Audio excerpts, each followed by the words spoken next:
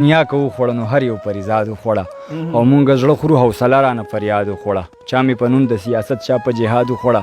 پښتنه خاوره مې جنګونه او فساد وخوړه ما اوس هم خپلو وسایلو کې محتاجه ساتي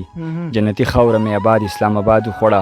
قبر مې هیر دی اخرت حساب کتاب مې هیر دی سلې ونه یم زندګي رانه مراد وخوړه دغه ځواني وسه د قام د غم وینو وخوړه وبې د څه د واده شوي جینۍ یاد وخوړه وای زما په زړه کې اویزانو خو هیر کړی مې دی یو بې ایمانه مې جانانو خو هیر کړی مې دی او تاریخ ګواه دی ما په هر ډګر بریا وړې ده ومه پښتون زما یو شانو خو هیر کړی مې دی چاته یې ویل چې یو شاعر و په ما مینو ژوندی دی نوم یې عبید جانو خو هیر کړی مې اخره کې ستا یو غزل دی او د خان بابا ډېر زیات فیورټ دی تکبر په څه خبره وایي تکبر په څه خبره تکبر څه له پکار دی چې ښایسته ښایسته مخونه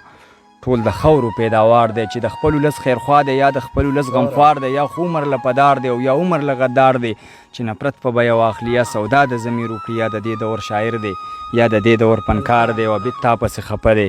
عبید تا پسې لیوال دی عبید تا پسې ښه نه دی عبید تا پسې بیمار دی ډېره مننه عبید ملنګ څه اصل کې تورو خیال دی